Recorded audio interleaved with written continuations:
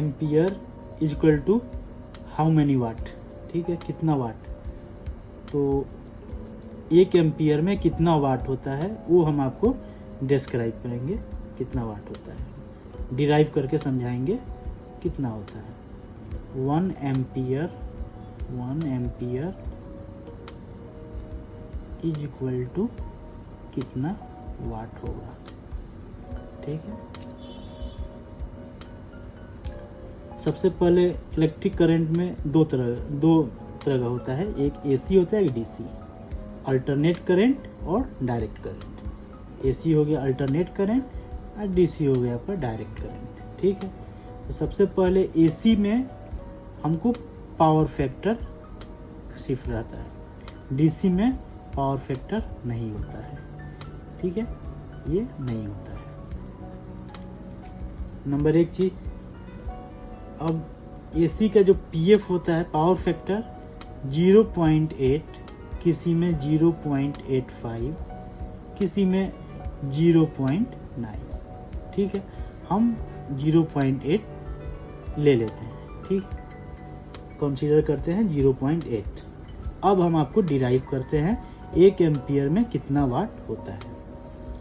आपको पता है पावर का formula P is equal to VI cos phi, ये आपका हो गया एसी के लिए, ठीक। अब आपका पावर का फॉर्मूला आप लगा दीजिए डीसी के लिए, VI DC, इसमें आपका cos phi नहीं होगा, पावर फैक्टर नहीं होगा, इसलिए उसको हटा दिया मैं। अब हम डिराइव करते हैं इस चीज़ को एसी के लिए, ठीक। तो एसी के लिए फॉर एग्जाम्पल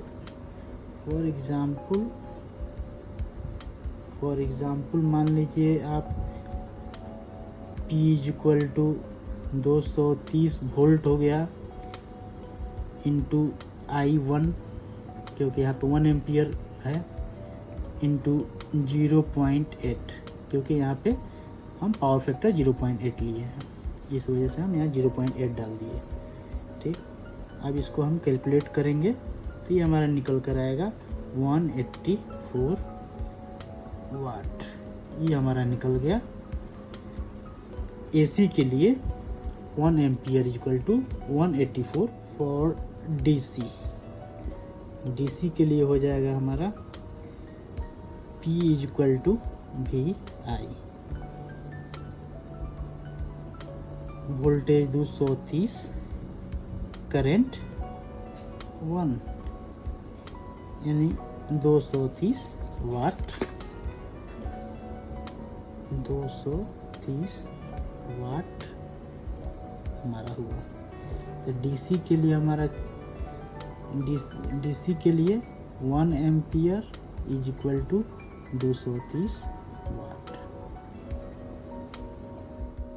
ठीक है दोस्तों। तो ये समझ में आया, फिर एक बार मैं समझा देता हूँ आपको क्लियर। 1 एम्पियर में कितना वाट होता है, ठीक है। तो आपके पास 2 तरह का करंट होता है, पावर होता है, एक होता है एसी, एक होता है डीसी, ठीक है। तो सबसे पहली बात आपको याद रखने का है कि आपका पावर फैक्टर सिर्फ एसी में होता है, डीसी में नहीं होता है।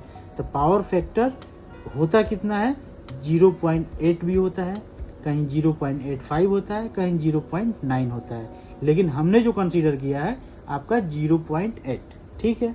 यहाँ तक क्लियर। अच्छा, अब आपका पावर का फॉर्मूला आपको याद है, VI cos phi, ये आपको एसी के लिए होता है। Power is equal to VI, ये आपका डीसी के लिए होता है, ठीक।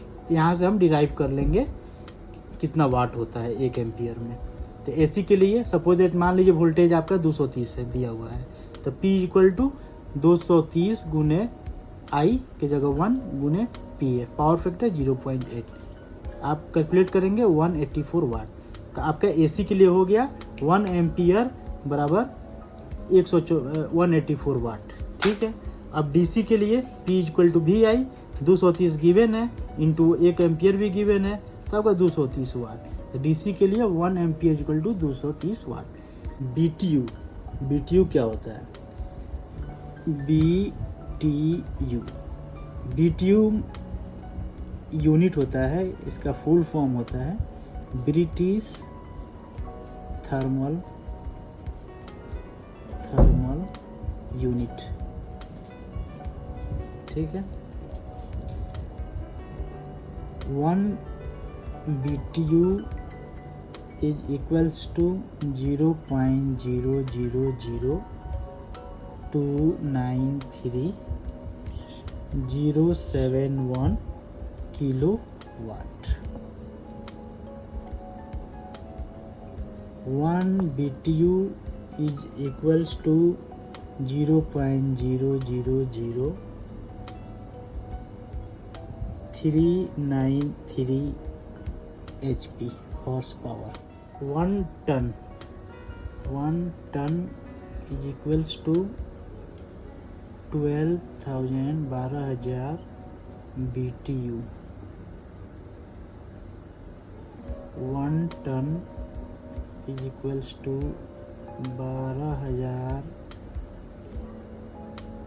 गुने 0.000293071, ये आपका निकल कर आएगा 3.5168 किलोवाट। तो ये आपका निकल कर आ गया। ठीक है दोस्तों, BTU British thermal unit, 1 BTU इतना किलोवाट, 1 BTU इतना HP, ये 1 BTU बराबर इतना किलोवाट में बताया। 1 BTU आपका ये इतना होता है HP में बताया। 1 टन इज इक्वल टू इतना BTU, 1 ton is equal to 12,000 गुने इतना से मल्टीप्लाई कर देंगे, ये आपका किलोवाट में निकल जाए। Thank you for watching. Please subscribe, like and share my channel.